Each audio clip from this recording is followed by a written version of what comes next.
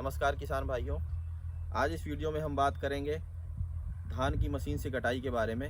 आप देख सकते हैं कि इस खेत में धान की फसल लगी हुई थी और मशीन द्वारा कटिंग की गई है।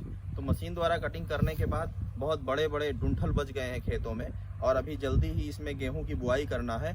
तो इतना जल्दी ये मिट्टी में मिलेगा नहीं, सड़ेगा, गलेगा नहीं, तो इसमें गेहूँ की बुआई कर पाना संभव नहीं होगा। अभी कुछ दिनों पहले पंजाब और हरियाणा में इसको जलाने को लेके बहुत बड़ी समस्या बनी हुई थी, लेकिन यह पूरे भारत में एक आम बात बन चुकी है। तो आज हम बात करेंगे कि किस तरीके से अगर मशीन द्वारा कटिंग हुई है तो हम कुछ ऐसे डिकम्पोजर्स हैं जिनका स्प्रे करके जल्दी से इनको अपने खेतों में सड़ा और गला सकते हैं, ताकि गेहूं बोने के लिए खेत जल्दी से तैयार हो जाए। तो इसके लिए वीडियो को पूरा देखें।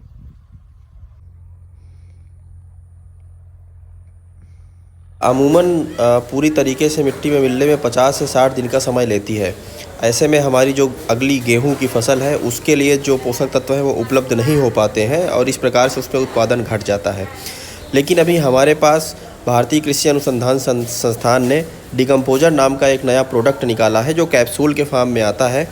उसको यदि उचित तरीके से, जैसी विधि इस वीडियो में हम बताएंगे, उस तरीके से बना करके यदि आप छिड़काव कर दें इसमें, तो ये 15 से 20 दिनों के अंदर ही गल जाएगा और पोषक तत्व में जो है बदल जाएगा और फिर वो अगली फसल के लिए उपलब्ध हो जाएगा। तो बहुत आसानी से इस तरीके से आप इसका जो है निदान कर सकते हैं। तो जो भारतीय कृषि अनुसंधान संस्थान ने प्रोडक्ट निकाला है उसका नाम है डिकम्पोजर। सर्वप्रथम आप क्या करेंगे कि 5 लीटर पानी लेंगे और उसमें 150 ग्राम गुड़ मिला लेंगे।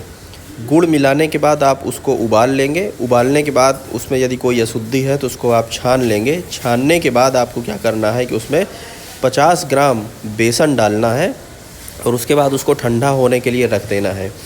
फिर उसमें आपको 4 जो है कैप्सूल जो आता है डिकम्पोजर का, उसको उसमें मिलाना है। मिलाने के बाद लगभग 10 दिनों तक आपको एक कपड़े से ढक के छाए वाले स्थान पे, कम तापमान वाले स्थान पे उसको रख देना है, ताकि उसमें जो भी सूक्ष्म जीव हैं उनकी वृद्धि, उनकी संख्या एक अच्छे स्तर पे आ जाए। उसके 10 दिनों के पश्चात आपको ले जाके इसको खेतों में छिड़काव कर देना है। या जो 5 लीटर का होगा यह 1 टन के लिए पर्याप्त है। और यदि आप इसका 2 गुना 10 लीटर का घोल तैयार कर लेते हैं 8 कैप्सूल के साथ में, तब यह 1 एकड़ के लिए छिड़काव के लिए पर्याप्त हो जाता है। छिड़काव करने के पश्चात आपको ट्रैक्टर रोटावेटर से उसको पूरे खेत में मिक्स कर देना है। मिक्स करने के बाद आपको उसमें सिंचाई कर देना है। ध्यान रहे कि पानी की कमी नहीं होनी चाहिए, पानी पूरी तरीके से भरे रहना चाहिए। उसके बाद आप देखेंगे कि 15 से 20 दिन बाद पूरी तरीके से पराली उसमें सड़ जाएगी, मिल जाएगी, मिट्टी में पोषक तत्व बन जाएगी और आपका खेत जो है वो गेहूं के लिए तैयार हो जाएगा।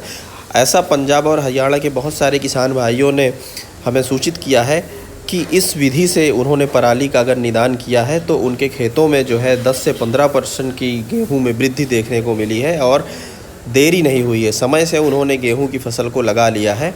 तो यदि आप भी, जैसा कि हमने देखा है पूर्वोत्तर भारत में और आजकल तो लगभग पश्चिमी भारत में भी, पश्चिमी उत्तर प्रदेश में विशेषकर, और यहाँ बलिया और इधर उत्तर प्रदेश के पूर्वी ज़िलों में ये हार्वेस्टर से कटाई हो रही है, तो इस तरीके से पराली बच रही है, वो उसका निदान नहीं कर पा रहे हैं किसान भाई। यदि आप इसका निदान नहीं कर पाते हैं तो इसमें बहुत सारे, जैसे कि राइस स्टेम बोरर, जो उसके तना छेदक जीव होता है, उनके बच्चे भी इसी जो है कि पराली के अवशेष में रह जाते हैं, अगली फसल को नुकसान पहुंचाते हैं। तो इस तरीके से यदि आप पराली का निदान कर लेंगे तो आपके खेतों में समय से बुआई भी हो जाएगी, निदान भी हो जाएगा पराली का, और अगली फसल में जो आप अगले साल लगाएंगे धान, तो कीट भी नहीं आएगा।